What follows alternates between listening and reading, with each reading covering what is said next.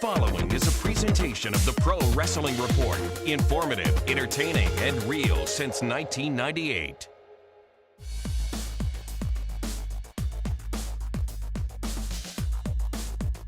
Welcome, ladies and gentlemen, to the Pro Wrestling Report PrimeTime Wednesday night. Coming up next, we're going to look at WWE Extreme Rules and why it may not be the best idea for World Wrestling Entertainment. Also, this week's Top 5, Ask the Booker and Be the Booker for TNA Lockdown, which is this Sunday night on pay-per-view. The Pro Wrestling Report PrimeTime Wednesday night starts right now.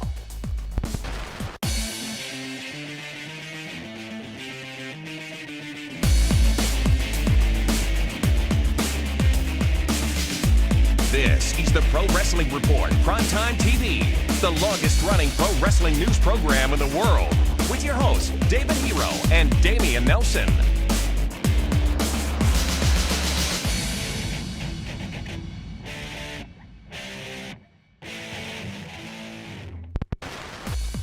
Welcome, ladies and gentlemen, to the Pro Wrestling Report Primetime Television for Wednesday night. Damian Nelson sitting alongside that one. And let's get right to it. Let's go in-depth, David Hero, and looking at coming off the heels of WrestleMania just a couple of weeks ago on pay-per-view. Coming up in just a few days, it is WWE Extreme Rules on pay-per-view.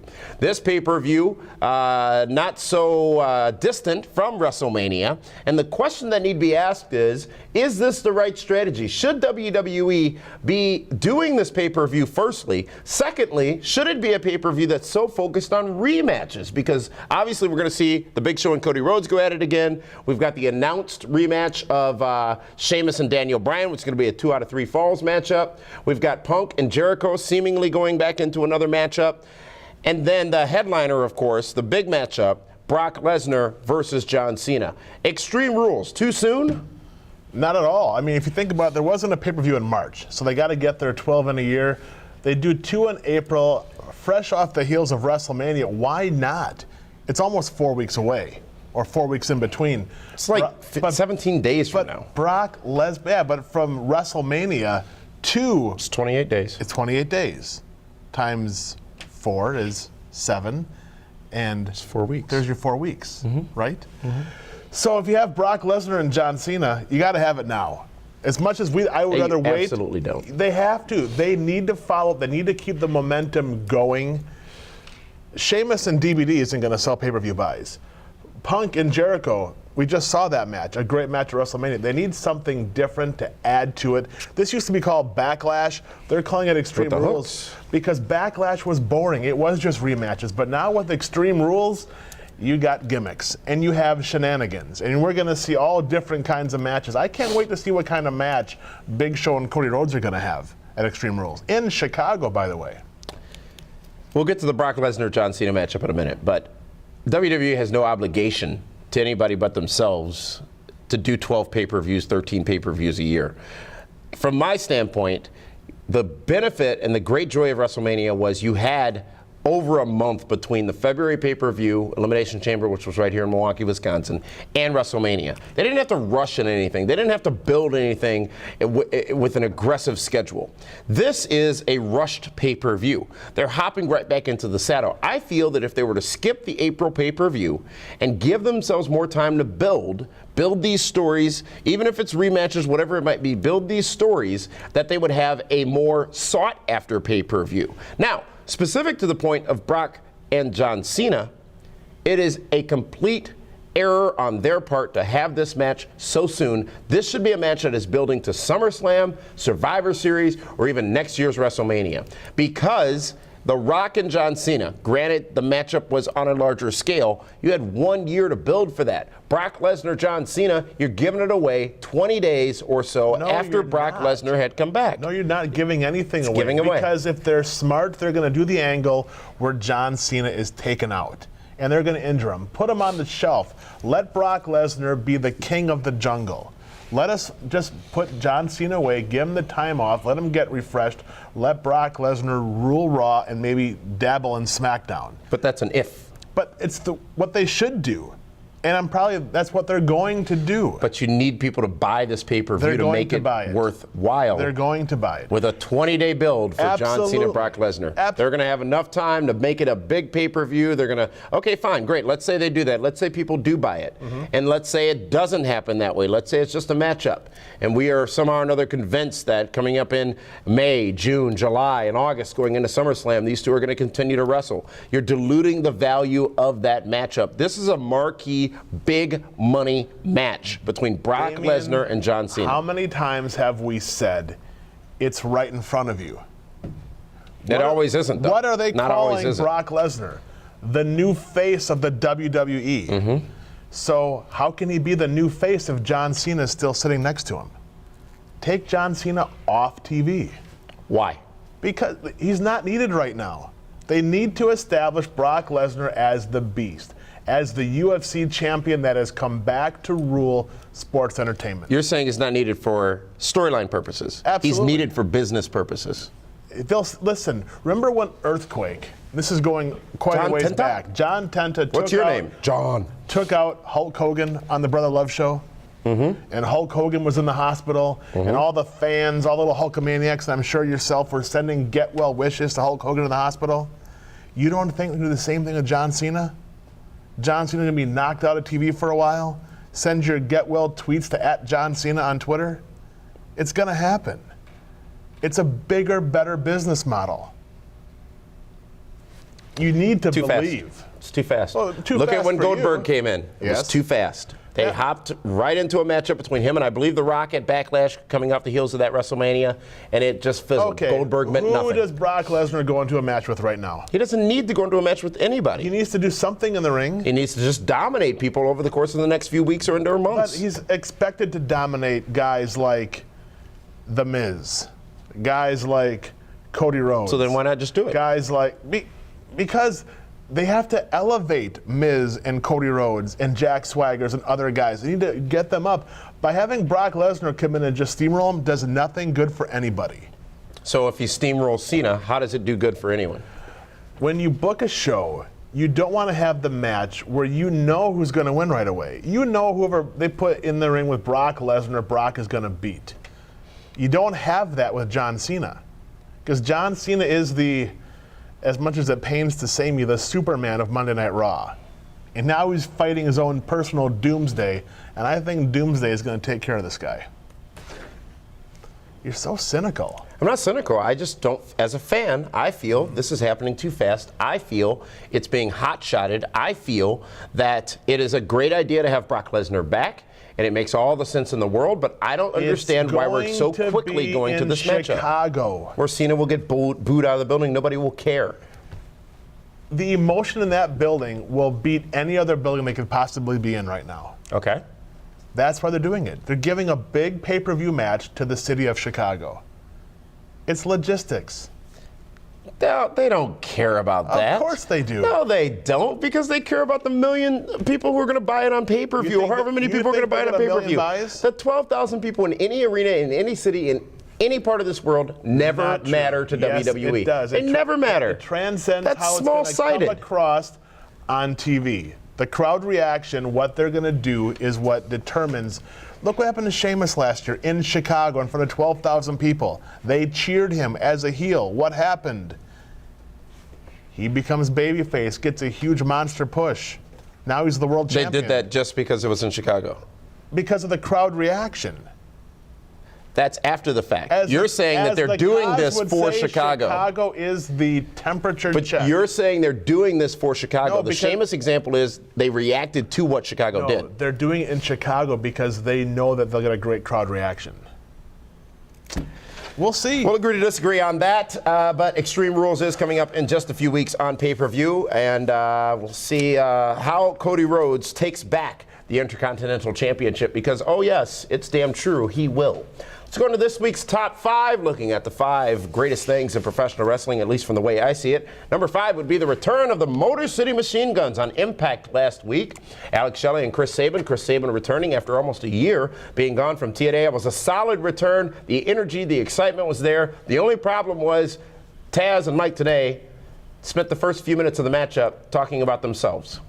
Big moment. Shouldn't have gone in that route, but still a good return for the Motor City Machine Guns anyways on Impact last Thursday night. Number 4 goes to Ring of Honor. Ring of Honor, who announced this week they are going to be changing their internet pay-per-view provider, no longer using Go Fight Live. For those of you who ordered the pay-per-view events over the course of WrestleMania weekend, and even before that, have known of some of the challenges they've had with staying on the air. This is a good move for their fans because it has put a black eye on the company with all these misses over the last few months for pay-per-view. Number 4 going to Ring of Honor Wrestling. Number 3, realism in professional wrestling. It is much needed. I'm not saying that it's becoming real, but when you talk about adding validation or adding legitimacy to professional wrestling, you talk about Brock Lesnar being involved. You look at the real fight this past Monday night between Brock Lesnar and John Cena.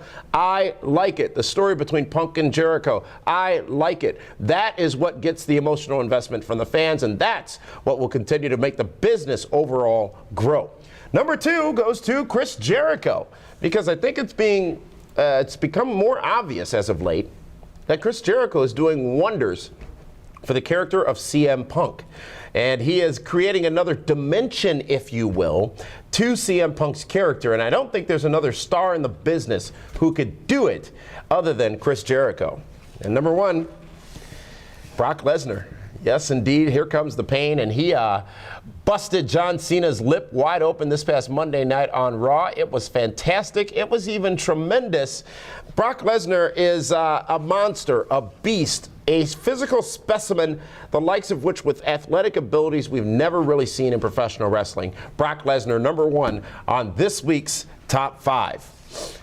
It's time now to go into this week's Be the Booker, looking at this Sunday's TNA Lockdown, every matchup happening in a steel cage. And let's talk about the matches from the perspective of this man, the Booker, as to how he would make them go given the current state of things in TNA wrestling. The first matchup, Matt Morgan versus Crimson, tag team explosion in this matchup.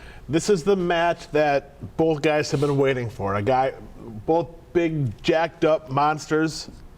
Oh, he's endorsed too, isn't he? Crimson is endorsed, yes. Oh my gosh, I wonder if you'll draft him next week on the fantasy draft. 1 week from today, we'll find out.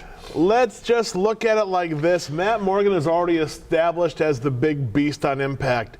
They need right now to build up and establish some more heels on TNA. The undefeated streak keeps going. You got as much as I am a fan of Matt Morgan, Crimson is the guy that needs to win this match going forward. Robbie E gets his chance to get his TNA championship or TNA television championship title back from Devon, who took it from him on the last pay-per-view. And Robbie E is one of the younger up-and-coming guys in TNA Impact Wrestling. You wouldn't believe it because you haven't seen him on TV, but the guy, he gets it. He's a good worker. He understands how to tell a story. He's got good theory. Devon is just a guy to refresh a little bit. I can't imagine TNA Impact Wrestling pushing Devon, brother Devon, any further than a one-shot TV championship reign. New TNA television champion Robbie E leaves Lockdown. The Velvets, the Knockouts championship on the line as Gail Kim defends her championship against Velvet Sky. You know, this is interesting because Gail Kim goes into almost every match as being the underdog because she's always in there with someone that is just as over as a babyface. Even beating Madison Rayne last month, interesting.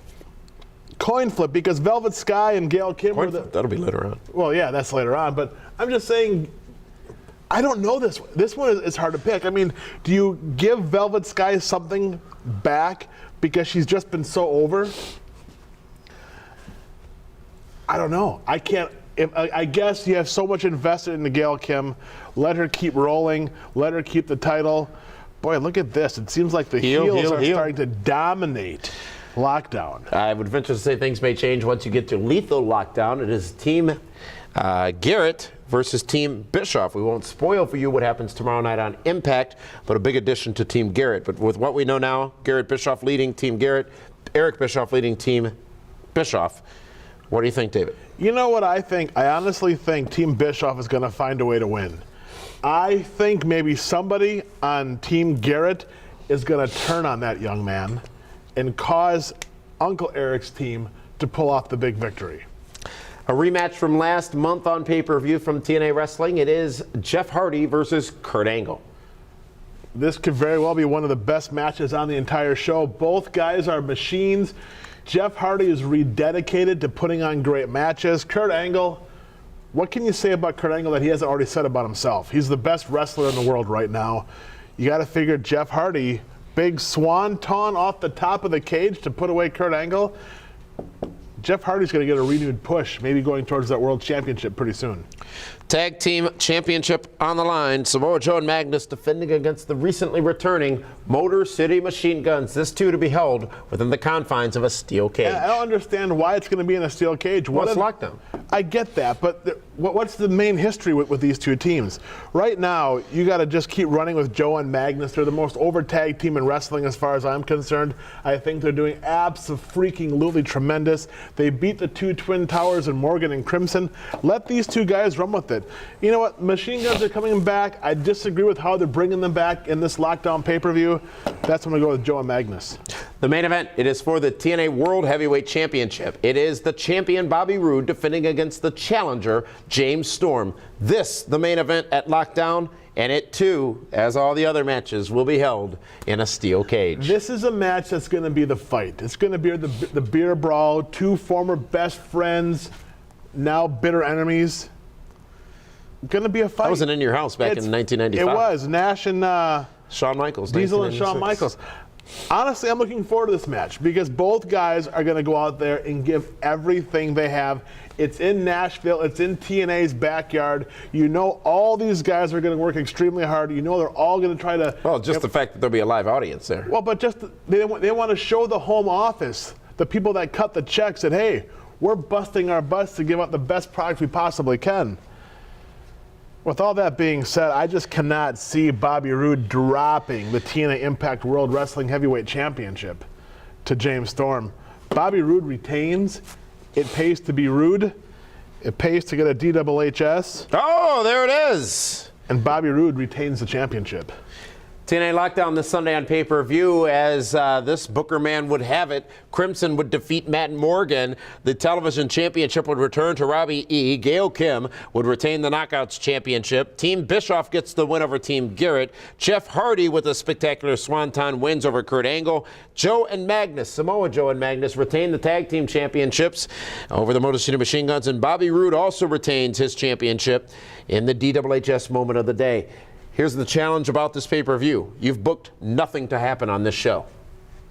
At the end of the day, nothing will have happened on Lockdown. Well, you're going to have a new TV champion. You're going to have Bobby Roode retain in a cage, so you know it's going to be a violent finish.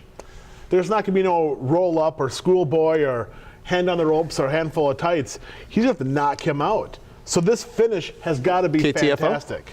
Absolutely. And the reason I like Bobby Roode, what other heels are there for James Storm to work with? And that is TNA Lockdown, which is this Sunday on pay-per-view. This has been Be the Booker.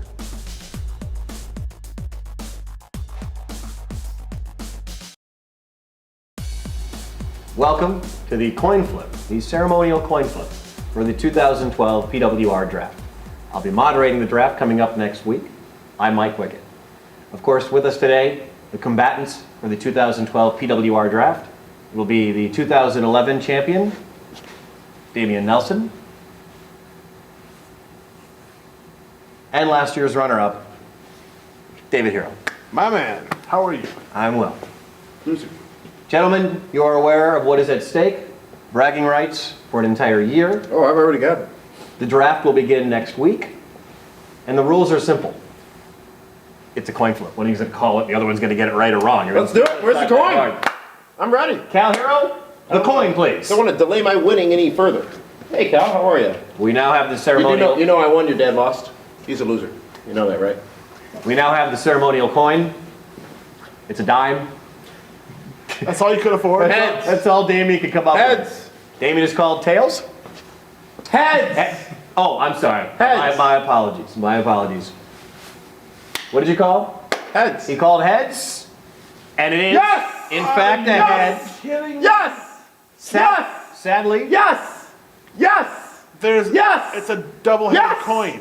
Yes! Are you kidding me? Yes! I guess we should have. Yes! I guess Yes! we should have checked to make sure there was Yes! a tails on this coin, Yes! considering it Yes! came from Damien's Yes! pocket. Next week, Yes! Damian Yes! Nelson, the captain Yes! of the Nelson family, Yes! will have Yes! first pick in the Yes! 2012 Yes! PWR Draft. Yes! Yes!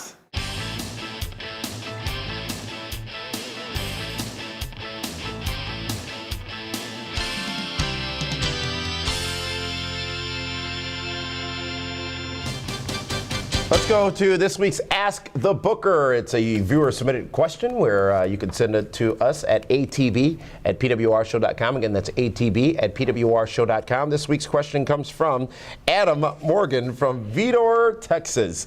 He says... Where's Vidor, Texas? Somewhere in Texas. But is it by Dallas, Houston? It's a big state. The question: when is the exact period that the Attitude Era began and ended? Part two of this question: which is the era that had the best wrestling? I guess looking at 80s Attitude and today. The Cena era, if you will. You know, I think the Attitude Era officially started, or the seeds were planted at King of the Ring Milwaukee 96. Austin 316. Austin 316. That's where it got, it started to pick up some steam. I think it officially took off right before WrestleMania, Shawn Michaels and Stone Cold, when Mike Tyson came in. Things got a lot more edgier. And then, of course, it ended in Seattle, WrestleMania 19, Yes. was it? When it was the last match between Stone Cold and The Rock, and they went in a completely different direction going into WrestleMania 20, where they went with Benoit and John Cena and other stars. As far as the best wrestling era, I mean, for me, I'm far more partial to the 80s. When you talk about guys like Hulk Hogan, Macho Man, Roddy Piper, Jimmy Snuka, Ricky Steamboat, those guys ruled the ring. Now, the Attitude Era had a lot more creativity when you bring in the TLC and the Extreme matches and the Hardys and whatnot. And now, of course, today's wrestling is like a bunch of cookie cutters to me. I mean, they all look the same. They all wrestle the same. Tyler Rex included? Absolutely. Well, he may have better hair than most of those guys. But overall, the 1980s, the Hulkamania era, hands down the best wrestling, where you had giants, you had characters, you had people that could go out there and, if need be, wrestle a 60-minute match. You don't have that anymore today. Right now, it's all about. Right now, it's about all the high spots, getting all your stuff in, get your finisher. Whereas before, It's not the talent's fault. well, yeah, because the talents also want to get all their stuff in. They all want to get over. That's what the fans want. That's what the business wants. You're saying there's not wrestlers in the today that can go out there and do a 45, 60-minute matchup. They proved it on SmackDown when you had Roddy Piper and the Legends in the ring. Mm-hmm. They owned it. The guys today can't compare. You had Hunico and Octavio, right? Or what's his name? Hunico and who? We'll go with Octavio. Octavio in the ring with Hacksaw Jim Duggan. And yeah, Duggan's a legend. He was far more over than those other two guys. Well, but okay. Right? He was on the last night's SmackDown, yes. What Duggan does, the stomp, the hoe, the thumb in the air, the 2x4, those little things mean far more than any backflip off the top rope. But again, I'm a little surprised you're going to blame the talent for that. The talent that was trained that way, the talent that is expected to perform that way. Mm-hmm. I disagree that the talent, there aren't people who can go out there right now and go 30, 60 minutes if they needed to in a wrestling matchup. Who are the Daniel Bryan could obviously different. CM Punk could obviously different. It's just how Sheamus probably could. It's just how sports have changed. Look at basketball. How many guys can shoot a free throw? Not many, and they're called free throws. It's a free shot. Much like wrestling, the little things don't matter. The theory is thrown out the window. There's no more theory in a wrestling match. The only time you saw true theory at WrestleMania was with Triple H, Undertaker, and Shawn Michaels, Jericho and Punk, and The Rock and John Cena. It's a different breed today. It is, but they don't look at who the agents are and the producers. You have guys like Dean Malenko, Road Dogg, Ricky Steamboat, Mike Rotundo, Arn Anderson, guys that tell stories. And they can't even get these young kids to tell stories. They don't. That's not what they're put out there for. They're not put out there to tell stories. Yes, they're put they out are. there to do those high spots. No. That's what they're out there. Okay, if they're not put out there to do that, if they're put out there to wrestle, tell me an opportunity that any new talent has had, or any of the talent from the current era that aren't the ones you just mentioned have had to go out there and show they can put on a wrestling match. They haven't been given that opportunity on the scale that is WWE. Maybe because when they've been given that opportunity, they haven't delivered. But they haven't been given it. They haven't had it. They weren't trained on it in FCW. They didn't have the indies to do it on, and they haven't been given that opportunity in WWE. It's not the talent's fault per se. It's the business, as you say, yes. But well, first of all, I think there are people who can do it. Which is the better era? I just told you. Why are you going off on a different tangent here? No. Well, you brought up a point that I think is worth discussing, which is that you're blaming the talent for not being able to wrestle. Absolutely. Wow. Amazing. Well, send your questions, as I said, to atb@pwrshow.com. Ask the booker, atb@pwrshow.com. Big show coming up this Saturday night, the Pro Wrestling Report Primetime Television Saturday night. Yes, the winner of the draft, the man who knew wrestling better than anybody else in the world for the last year, gets coronated. You got lucky. I didn't get lucky at all. Your best player, your best guys were pickups. No, they weren't. CM Punk was the breadwinner on my team with 475 points. I had him since day one. Drafted. You did not. It's on tape. Daniel What do you Bryan think? Danielson, lucky pickup. He came on like 2 months ago. He got me nothing. Keith Slater doesn't do anything for Brian you. lost me 50 points. Shows up on a pay-per-view one time and gets you 5 points. You need your major stars and you need your supporting cast. I had it all. And next Wednesday, right here on Primetime Wednesday night, it's the draft. I have got, look, all I'm going to say is this. I have got it all lined up. I got no worries in the world. I will not be forced into a meltdown as I was last year because I've got was a great meltdown every base covered, every T crossed, every I dotted. No worries at all. Draft festivities all start this Saturday night on Primetime Saturday night. Are we having a coin flip again? Yeah, sure. Even though I'd like to give you a fighting chance at beating me. Otherwise, you don't have one. Okay. For that one, this is Damian Nelson saying thank you so much for tuning in to the Pro Wrestling Report. Primetime Wednesday night. We'll see you again Saturday night right here as well. Thank you so much.